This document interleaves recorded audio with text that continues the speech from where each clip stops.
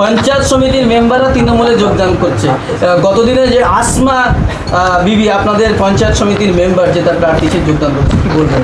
দেখুন, ব্যাপারটা হচ্ছে সবাই আর অন্যদের মতো লড়াইয়ে হয়তো পারছে না। কিছু মানুষকে ভুল বুঝিয়ে, কিছু মানুষকে লোভ দেখিয়ে, কিছু মানুষের নামে মিথ্যা মামলা দেব, জেলের মধ্যে রাখবো, এই ধরনের অনেককে ভয় দেখানো হচ্ছে।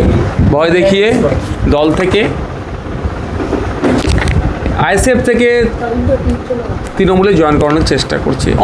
আমাদের অনেক নেতৃত্বদেরকে ইতিমধ্যে ভয় দেখিয়ে রেখেছে, অনেকে ভয় পেয়ে গিয়েছে, আর হেভি অংশ ভয় পায়নি, এখন লড়াইয়ের ময়দানে টিকে আছে। ব্যাপারটা হচ্ছে, আমি এতটুকুই বলবো যে মানুষের ভোট নিয়ে মানুষের সাথে কেউ না প্রতারণা করে, মানুষের ভোট নিয়ে মানুষের সাথে কেউ না যে কমিটমেন্ট করেছিল সেটা না ব্রেক করে। হ্যাঁ, যদি মনে হয় কাজ করার অসুবিধা হচ্ছে, উন্নয়নের জোয়ারে সামিল হতে হবে, অনেকে অনেক কথা বলছেন, তাদের উদ্দেশ্যে আমার একটাই বার্তা, সেটা হচ্ছে মানুষ কিন্তু খাম সিম্বলটাকে দেখে ভোট দিয়েছে। সুতরাং যে স্বচ্ছ রাজনীতির কথা যারা বলছেন এখন বর্তমানে, বা যে কথাই বলুন না কেন, তাদের কাজ হবে যে পদত্যাগ করে নতুন দলে সে অংশগ্রহণ করুক। অন্যথায় মানুষের ভোট নিয়ে মানুষের সাথে যারা এই কাজটা করছেন, যে তাদের ভোটের মূল্যায়ন করছে না, আগামী দিনে মানুষই তাদেরকে মূল্যায়ন করবেন এবং কোন জায়গায় রাখবে সেটা মানুষ ডিসাইড করবে। যদি এখানে আপনাদের কর্মী সমর্থক নেতৃত্বটা চলে যায়, তাহলে তো আইএসএফ ভাঙড় থেকে মুছে যাবে। কোথায়? 2021 সালে তো আমাদের একটা পঞ্চায়েতের মেম্বার ছিল না, সমিতির মেম্বার একটাও ছিল না, জেলা পরিষদের মেম্বার একটাও ছিল না, সেখানে 1,09,000 ভোট পেয়েছিলাম।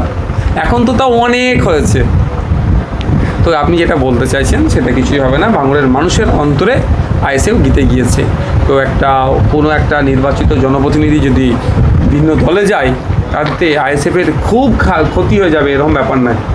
এরপরে আরও অনেকের নাম শোনা যাচ্ছে যে আপনাদের যে একমাত্র জেলা পরিষদ সদস্য যেটা রাইনুল হক, সেও নাকি তৃণমূলে যোগদান করবে বলে সূত্র মারফত খবর পাচ্ছে। দেখুন, ব্যাপারটা হচ্ছে আজকেই তো রাইনুর এসেছিল, কথা হচ্ছিল, সেরকম তো এরকম কোনো তার কাছ থেকে আভাস পাইনি। তবে একটা কথা দেখুন, আমি আবারও বলছি, অনেক মিথ্যা ভয় দেখাচ্ছে, চমকাচ্ছে, ধমকাচ্ছে, ওই চমকে ধমকে কিছু মানুষকে ভয় নিতে পারবে, সামগ্রিকভাবে আইএসএফকে রুখে রাখতে পারবে না। নেতারা যদি ভয় পায় তাহলে কর্মীরাও তো ভয় পেয়ে যাবে। দেখুন, কর্মীরা বেশি শক্তিশালী মনে হচ্ছে এর থেকে, দেখতে পাচ্ছেন না, ওই জন্য কর্মীরা ঠিকঠাক আছে। আপনি তো বলেছিলেন যে আপনাদের যেটা প্রার্থী যদি কখনো দল প্রত্যাগ করেন, আপনার আইনি ব্যবস্থা নেই। অবশ্যই, সে তার তো প্রসিডিওর শুরু হচ্ছে। ভাইজান, গোপন সূত্রের খবর